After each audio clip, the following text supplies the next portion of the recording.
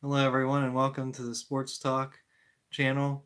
Sorry I'm nerding out a little bit, but actually, no, I'm coming to talk about EVTN news.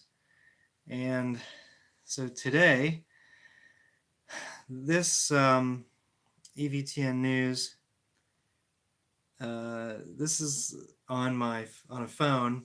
I'm broadcasting live from a phone, and it is because my laptop. It is nice to use StreamYard, but if my laptop is too slow, then I can't get started in time. And so that's what happened in this particular instance.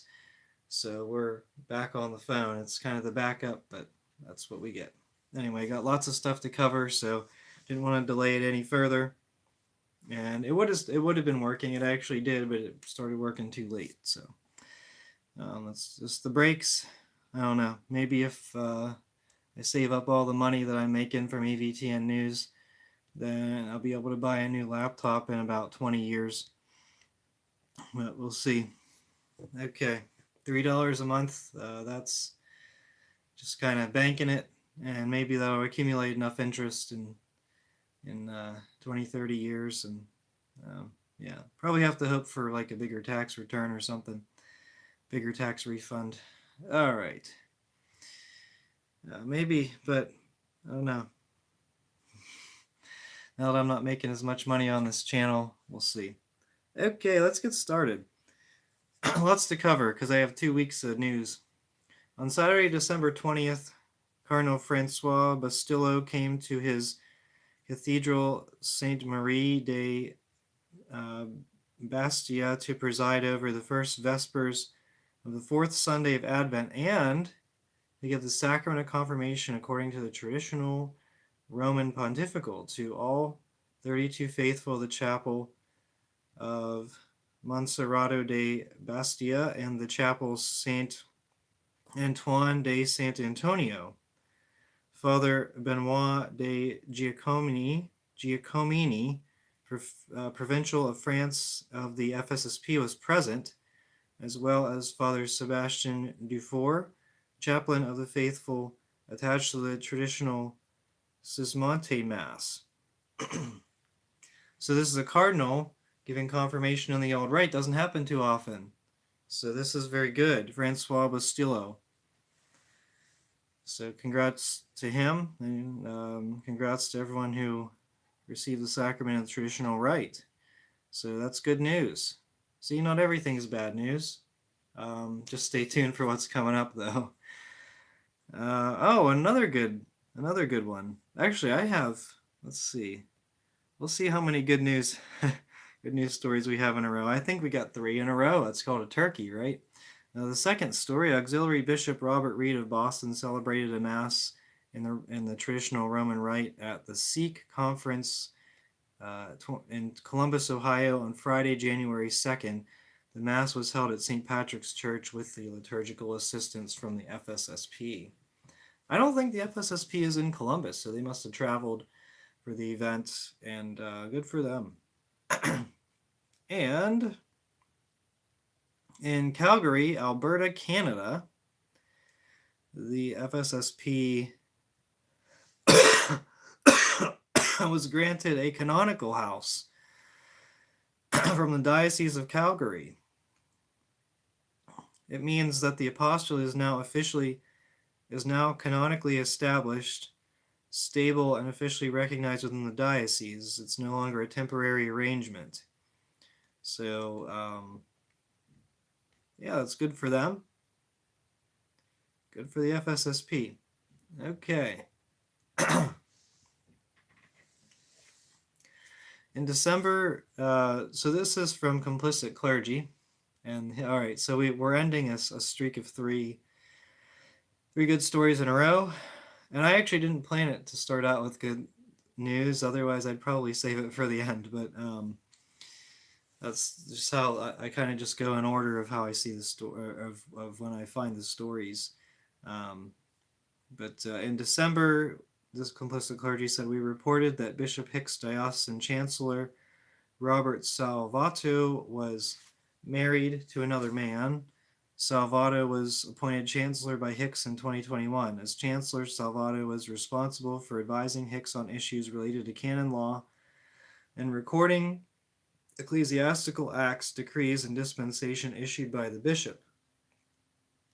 As if the diocesan chancellor obtaining a civil marriage to his boyfriend was not enough of a scandal, we now have reports that Father Richard Smith, the Vicar General of the Diocese of Joliet, Illinois, attended the ceremony.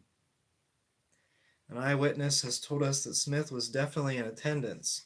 So the only thing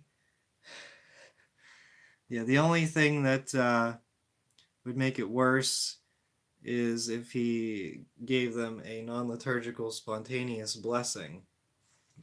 So okay, all right.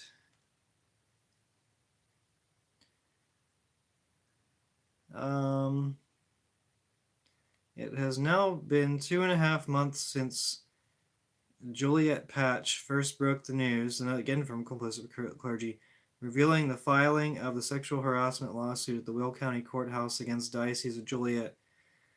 Father Nestor Sanchez, a Catholic priest who has served in recent years at Saints Peter and Paul in Naperville, and as pastor in small town parishes including Paxton and Gibson City. The lawsuit was filed in connection with Father Sanchez's assignment at Holy Family Parish on Route 59 in Shorewood. The lawsuit was filed by a woman who lives in DuPage County. On November 4th, she was granted permission from the Will County Associate Judge Ben Braun to use the fictitious name of Jane Doe. Court files show the woman was employed by the Diocese of Joliet at Holy Family Catholic Church in Shorewood. Okay, so according to the attorney who filed the lawsuit, on Tuesday, I actually don't know when this was published, maybe last week, a Will County Sheriff's deputy filed additional, it might have been 2 weeks ago, filed additional court documents in the lawsuit file.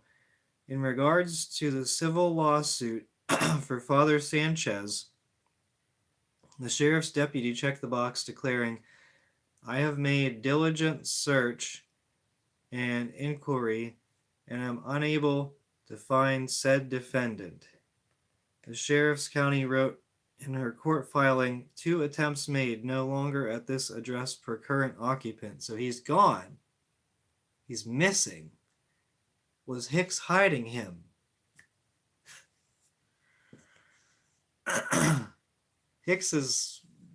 There are so many scandals brewing with him, and he hasn't even made it to New York yet. Okay.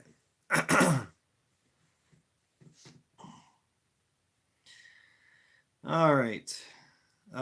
Clergy in the Diocese of Charlotte have submitted a set of questions to the Vatican related to recent liturgical changes announced by the local bishop, including a decision to ban the use of altar rails and kneelers for communion.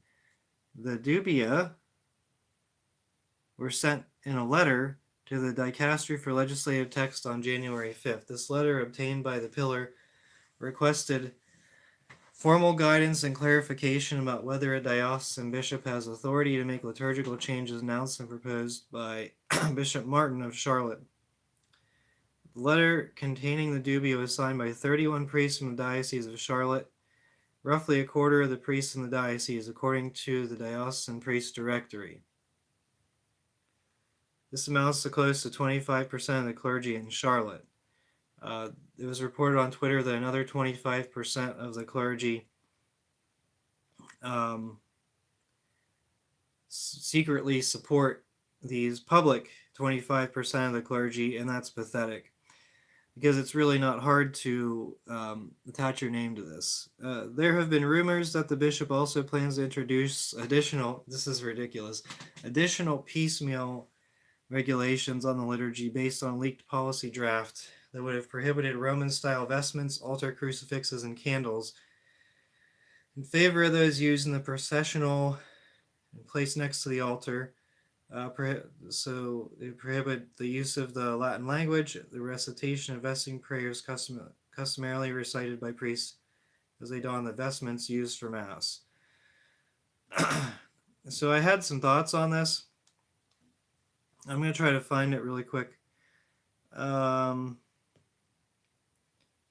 maybe it might not be quick. Let's see here. Oh, maybe it will. Okay. Sorry, still haven't. Oh, man. All right, never mind. I don't think. Yeah, there it is. All right. So I did have a thread, so I'll just read it to you.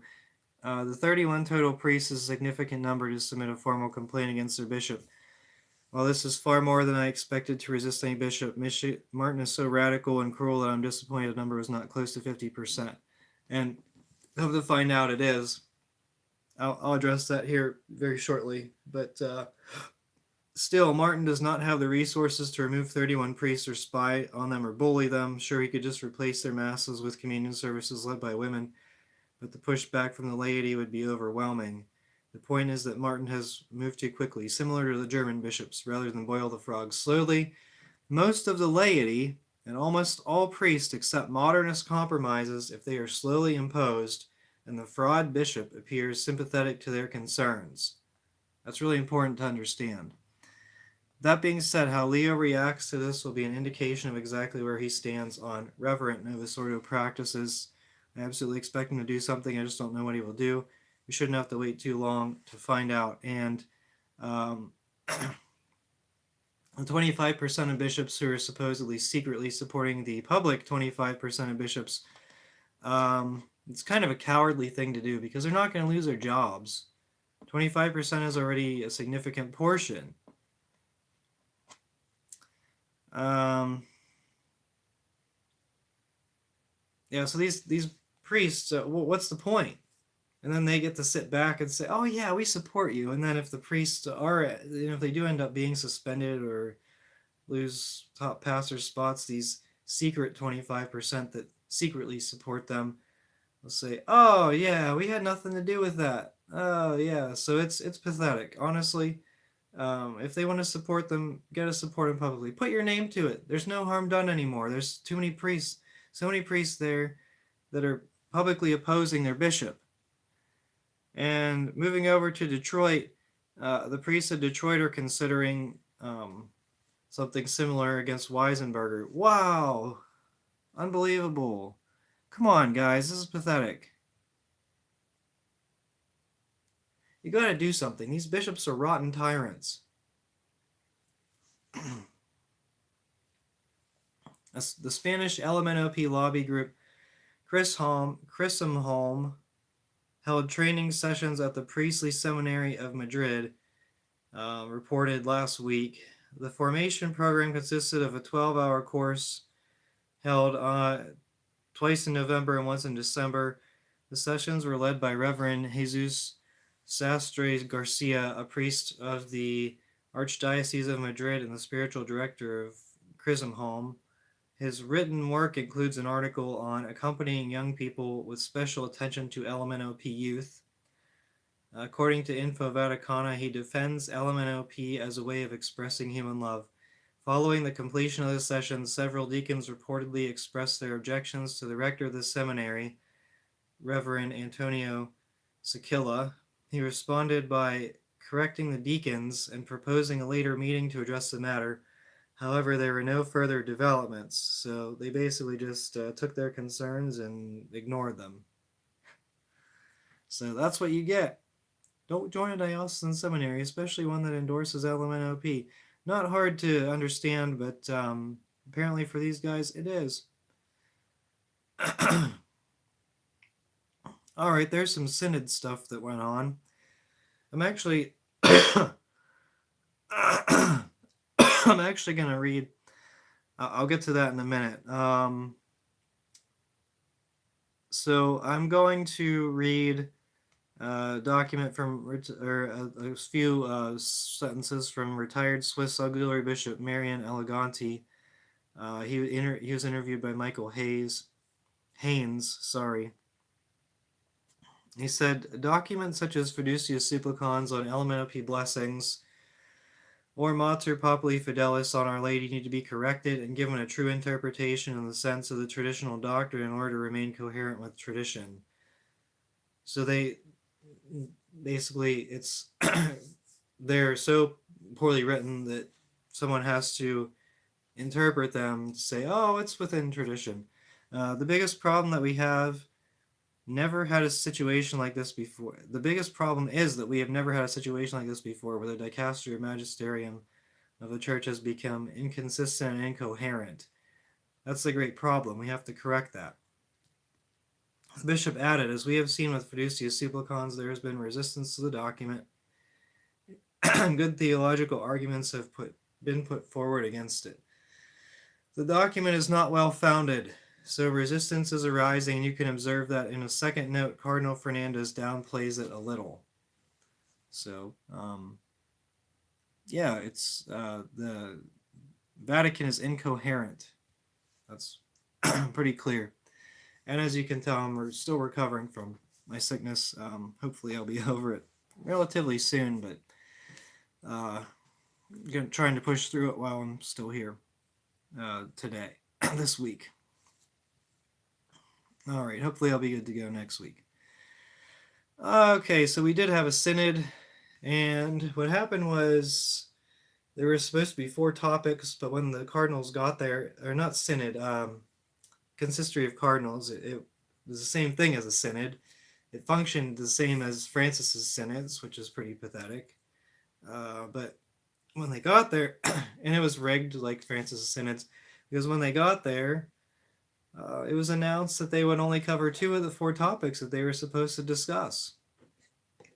So they took a vote, and who knows if the vote was rigged or not. And they sat at round tables, so they were assigned to different tables. They were pre-assigned to sit at certain tables, I believe. I don't think it was open seating. And very few cardinals had an opportunity to speak. Cardinal Zen was one of them. Cardinal Zen, the Bishop Emeritus of Hong Kong, during an intervention before the extraordinary consistory of cardinals this week, slammed the Synod on Synodality's final document and the entire synodal process for bypassing the bishop's rightful authority, allowing for various interpretations and suggesting that the Holy Spirit can change his mind. The 93-year-old cardinal's intervention was made before Pope Leo and 170 of his brother cardinals and focused on the accompanying note to the final document of the 3-year Synod on Synodality. Cardinal Zen used the entire 3 minutes allotted to him to rebuke the document and the entire synodal process as ironclad manipulation for taking away bishops' authority by bypassing them in favor of the laity and for having a predetermined outcome. Very good. The cardinal further stressed that the contradiction of Pope Francis declaring that the document was magisterium but also not strictly normative, allowing for different interpretations by the bishops, which could lead to divisions similar to those in the Anglican Church and will not attract the Anglicans or Orthodox back into communion with Rome.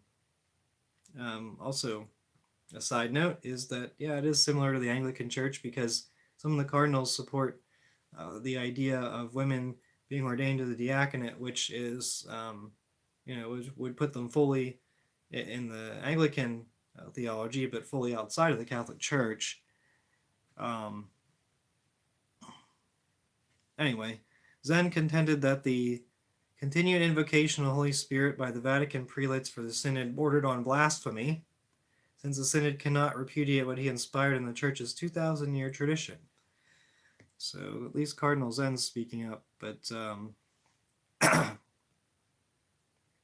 there were others. Where is this at?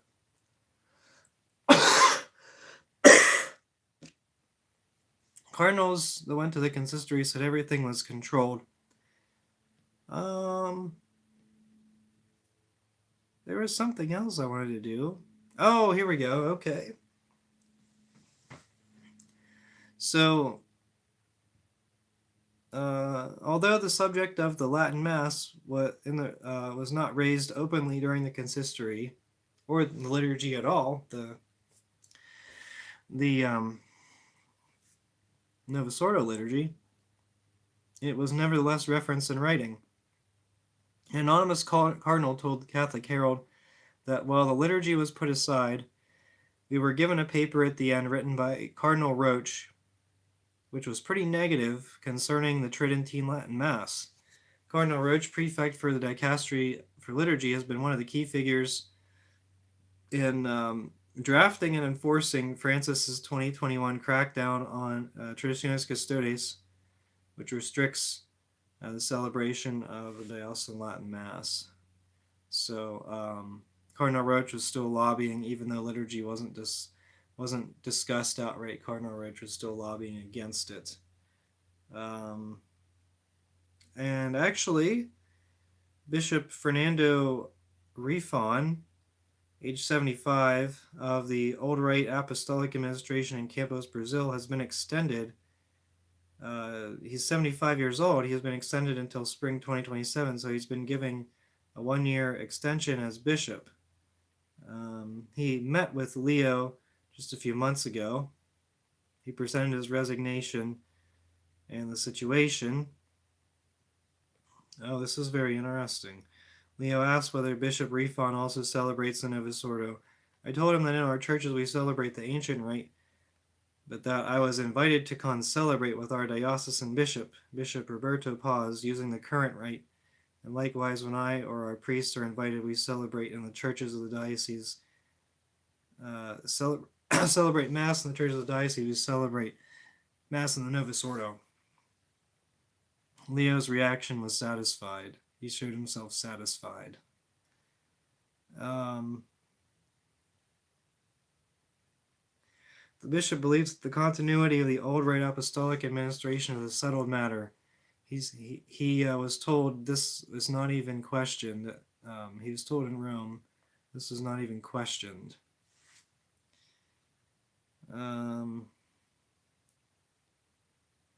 So he's the only bishop. He's the only Old Rite bishop aside from the SSPX bishops. And of course the ones that are still alive that are like 100 years old. So anyway, we'll see what happens with that, but there's an extension on that. All right. Let's see, I'm just going through the comments here. Okay. Let's see what people have to say. Come on. Let me scroll. Okay. Lots of bots.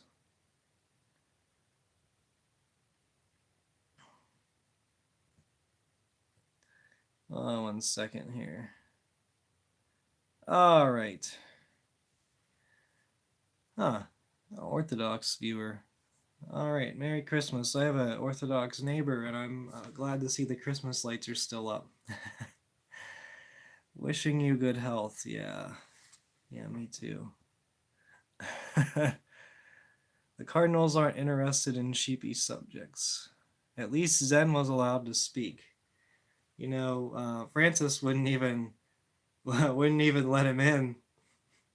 Wouldn't even invite him in. Leo, you know, a little bit different than Francis. I think the theology is basically the same, but Leo invites everyone. So whenever he meets with a controversial politician or something, it's just like, well, he meets with everyone.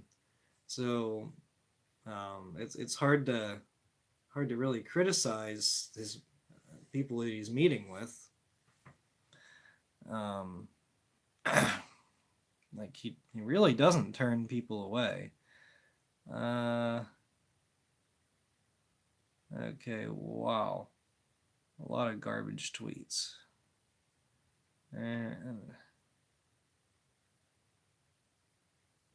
Okay. So I don't know. Okay, so that's it. Until next time, Actually, next week, I'm not sure if there will be EVTN news next week or something else. There will be something on Monday, but again, not sure. But tune in Monday, and you'll see a program. Um, More information to come. Thank you so much for watching. Until next time, we are the laity, and we will not be silent.